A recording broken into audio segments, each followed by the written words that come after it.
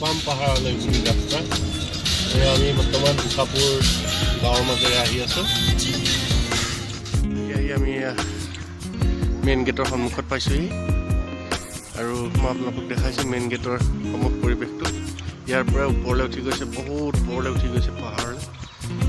আৰু তাৰ কাষত লাগি থকা এখন পথাৰ খুব ডাঙৰ পথাৰ ওপৰলৈ উঠি গৈ আছোঁ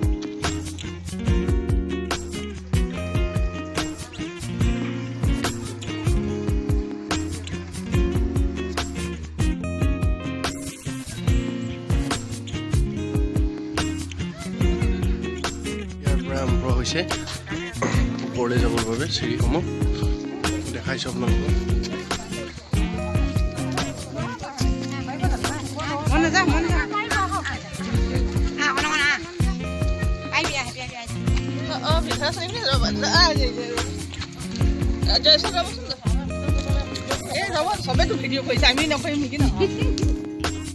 আজি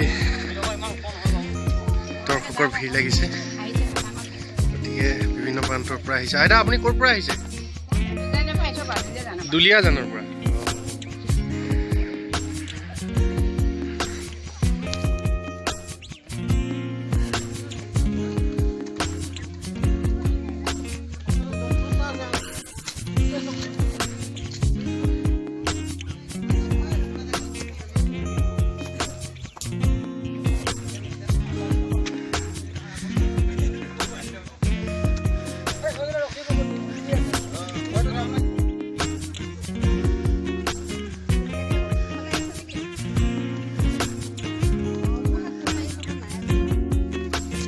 মাজত এইটো হাই ভল্টেজ টাৱাৰ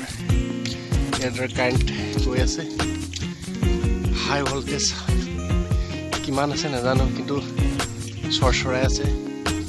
মানে বিকট শব্দ কৰি আছে প্ৰতিডাল তাৰে এটা শব্দ কৰি আছে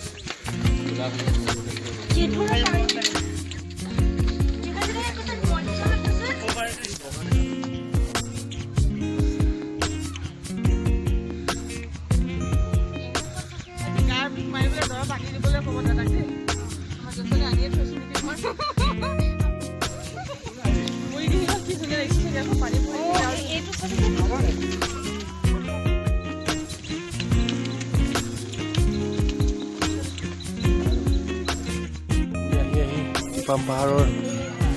ওপৰ চূড়াত উপস্থিত হ'লোহি আৰু ইয়াতে সেই মন্দিৰভাগ আছে বুৰঞ্জীয়ে পৰশা এই টিপাম দেওশালী পৰ্বততেই বৰ অসম গ্ৰহতা চাওলুং চুকাফাই 1228 খ্ৰীষ্টাব্দৰ আঘোণ মাহত ইষ্ট দেৱতাক স্মৰণ কৰি নিজৰ বগা ঘোঁৰা বলি দি মুং ডুং চুং খাম প্ৰথম ৰাজধানীৰূপে প্ৰতিষ্ঠা কৰি আহোম ৰাজত্বৰ পাতনি মেলিছিল গতিকে তাৰ চিনস্বৰূপে আজিও এই মন্দিৰভাগ জীৱিত ৰূপত আছে আজি অগণন ভক্তৰ বা দৰ্শনাৰ্থীৰ সমাগম ঘটিছে মই আপোনালোকক সকলো দেখাই আছোঁ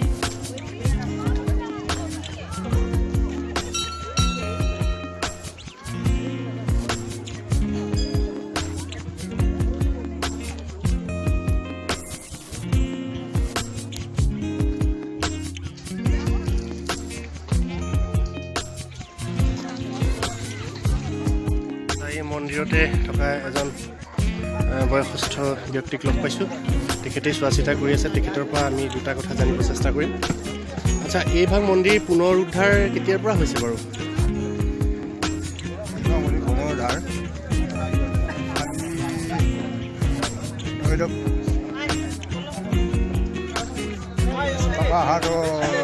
ডিচেম্বৰ 12 খ্ৰীষ্টাব্দত আহিছিল হয় এতিয়া মানে অলপমান লুপ্ত হৈ আছিলে হয় কিছু বছৰ হয় তাৰপিছত এতিয়া ইংৰাজী শাসনৰ শেষত হয় তাৰ পৰাই মানে উদ্ধাৰ হয় আপুনি কিমান দিন ধৰি ইয়াত ভৰ্তি হৈ আছে মই ইয়াত পূজা সেৱাত 5 মাহ হ'ল 5 মাহ দিন ধৰি 5 মাহ দিন হ'ল আপোনাৰ ঘৰ ওচৰতে আমাৰ আগতে এই আমাৰ এই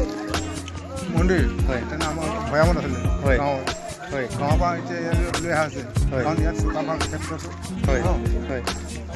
বনাব লৈছে হয় দেখি বিদেশী পৰ্যটকসকলে আহি হয় ইয়াত থকা মেলাৰ সুবিধা এইটো কৰিবৰ কাৰণে হয় চৰকাৰে যথেষ্টখিনি সহযোগিতা আগবঢ়াইছে আগবঢ়াইছে এতিয়া হয়।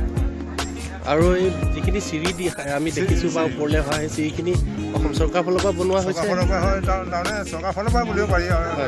পঞ্চায়ত ফালৰ যোগেদি পঞ্চায়তৰ যোগেদি ৰাইজৰ দৰ্শনাৰ্থীৰ সুবিধাৰ্থে এইটো ব্যৱস্থা কৰি দিছে কৰি দিছে